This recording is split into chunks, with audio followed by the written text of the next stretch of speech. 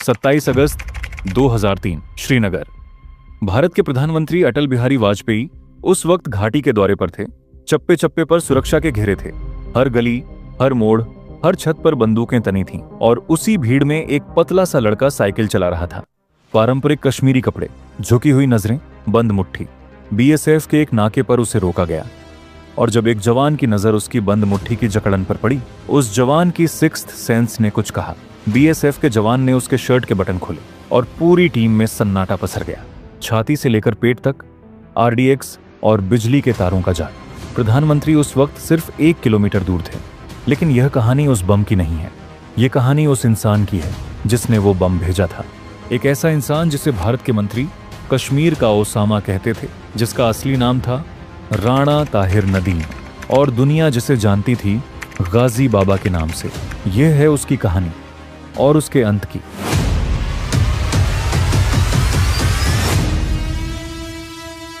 उन्नीस 1960 का दशक। पाकिस्तान के पंजाब प्रांत में एक छोटा सा शहर बहावलपुर। यहाँ एक मध्यम वर्गीय परिवार में एक बच्चा पैदा हुआ, राणा ताहिर नदीम। बचपन सामान्य था, गलियों में खेलना, मदरसे में पढ़ना। लेकिन उस दौर में बहावलपुर की हवाओं में कुछ अलग ही घुला हुआ था। 1979 सोवियत संघ ने अफगानिस्तान पर हमला किया और उसी के साथ पाकिस्तान में एक नई विचारधारा का बीज बोया गया। जिहाद, सीआईए का पैसा, आईएसआई की ट्रेनिंग और मदरसों का जोश। लाखों पाकिस्तानी युवाओं को बताया गया कि अफगानिस्तान में लड़ना उनका धार्मिक कर्तव्य है। राणा ताहिर उन्हीं युवाओं में से एक था। 80 के दशक की शुरुआत में एक किशोर राणा ताहिर अफगानिस्तान पहुंचा। यहां उसकी मुलाकात हुई गुलबुद्दीन हेकमतियार से। हेकमतियार, जिसे दुनिया का सबसे खूंखार वॉरलॉर्ड कहा जाता था, जिसके बारे में कहा जाता था कि वो दुश्मनों की खाल उतरवाता था, जिसने अपने ही देशवासियों पर रॉकेट बरसाए थे बिना पलक झपकाए। हिकमतियार के कैंप में राणा ताहिर ने सीखा बिना खाए पिए पहाड़ों में हफ्तों जिंदा रहना, गोरिल्ला वॉरफेयर, आईईडी बनाना और सबसे जरूरी बिना रहम के मारना। अफगानिस्तान ने उस बच्चे को मार दिया। जो वापस आया वो एक हथियार था, एक ऐसा हथियार जो अब पाकिस्तानी खुफिया एजेंसी आईएसआई के काम का था, क्योंकि सोवियत संघ के जाने के बाद आईएसआई की नजर एक नई जंग पर थी, कश्मीर। 1990 का दशक। कश्मीर घाटी उस वक्त आग में जल रही थी और इसी आग में अपना करियर बनाने के लिए एक और शख्स पहुंचा था, मौलाना मसूद अजहर। मसूद अजहर एक तेज तर्रार मौलवी, भाषण देने में माहिर, लोगों को उकसाने में उस्ताद और सबसे जरूरी पाकिस्तानी फौज का चहेता। राणा ताहिर और मसूद अजहर की पहली मुलाकात कश्मीर में हुई और यह मुलाकात दोनों की जिंदगी बदल देने वाली थी। मसूद को एक ऐसे आदमी की जरूरत था जो जमीन पर काम करे, जो डरे नहीं, जो मरने मारने से न घबराए। राणा ताहिर को एक ऐसे नेता की जरूरत थी जो उसकी बेरहमी को मकसद दे सके। दोनों ने एक दूसरे में वो ढूंढ लिया जो चाहिए था। मसूद के साथ मिलकर राणा ताहिर ने एक नई पहचान बनाई, गाजी बाबा। गाजी यानी वो जो दुश्मन को मारे और जीवित रहे। बाबा यानी एक बड़ा सम्मानित शख्स। नाम में ही उसकी मंशा छिपी थी। 1994 मसूद अजहर भारत में एक फर्जी पहचान के साथ पकड़ा गया और जम्मू की जेल में बंद कर दिया गया। गाजी बाबा के लिए यह एक व्यक्तिगत अपमान था। उसने कसम खाई, मैं उसे छुड़ा कर रहूंगा, चाहे जो करना पड़े।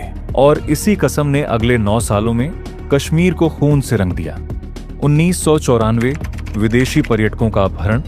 1995 अल फरान के नाम से फिरौती, एक ब्रिटिश नागरिक की हत्या। 1996 जेल के नीचे सुरंग खोदने की कोशिश।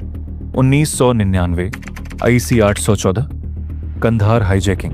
24 दिसंबर 1999 काठमांडू से दिल्ली के लिए उड़ान भरी आईसी 814।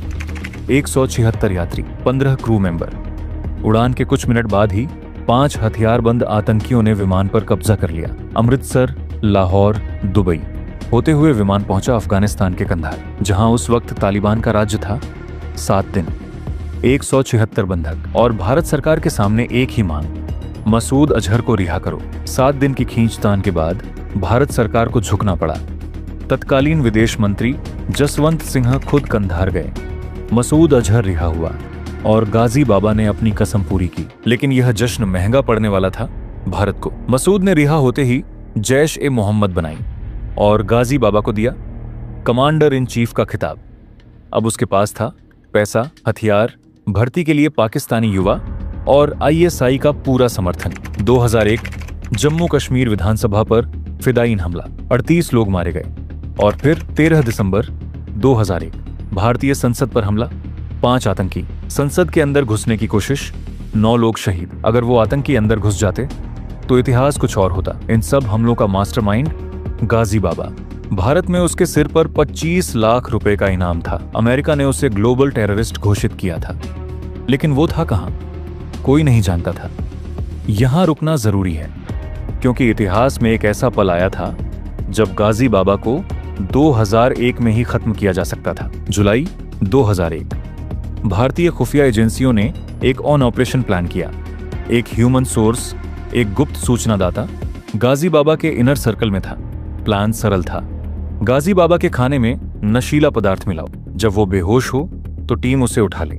ऑपरेशन तैयार था, लेकिन ऑपरेशन से कुछ घंटे पहले गाजी बाबा गायब हो गया। कोई उसे बचा ले गया था, अपनों में से कोई।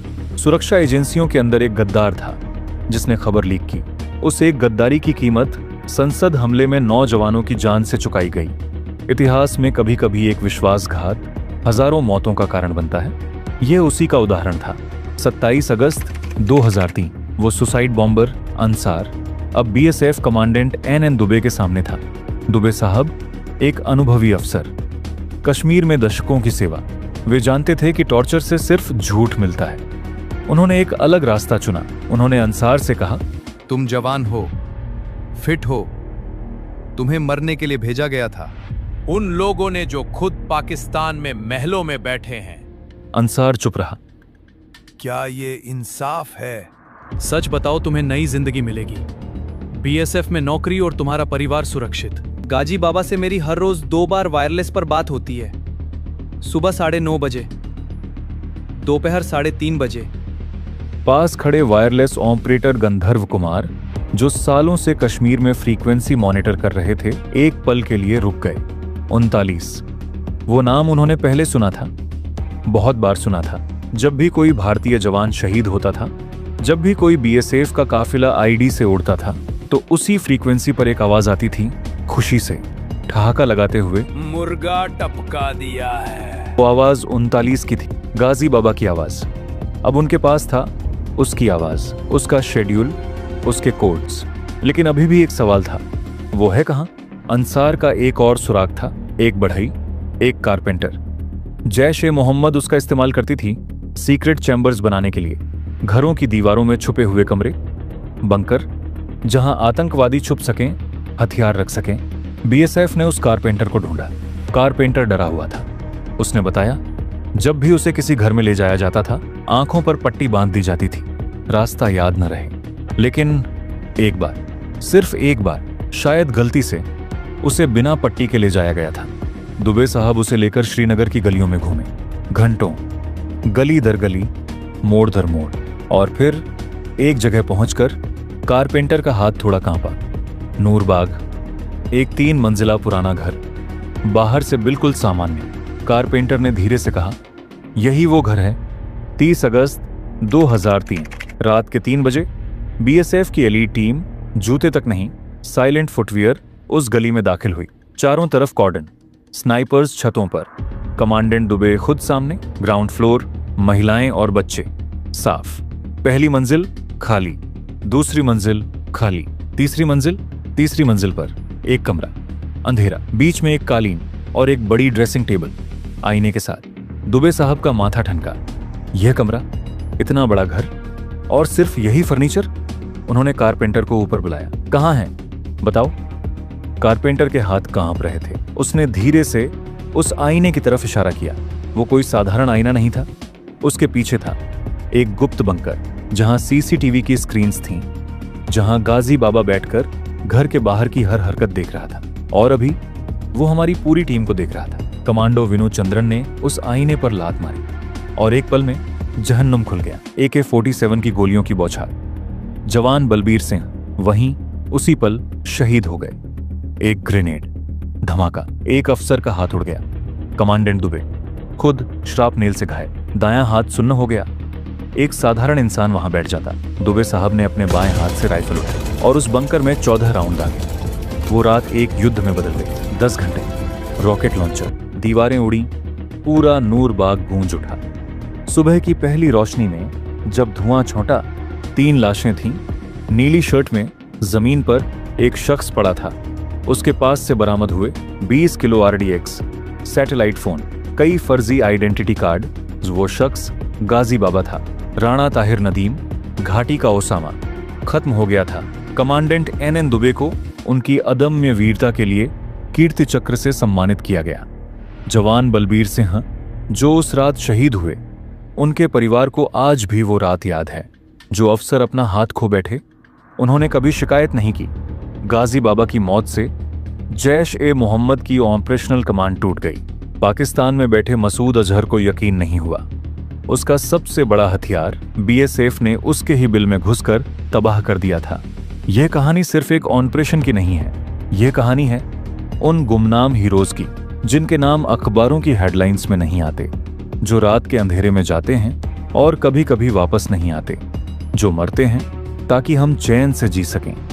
एक जवान ने कहा था, देश के लिए जीना आसान है, देश के लिए मरना वो काम हम करते हैं। जय हिंद।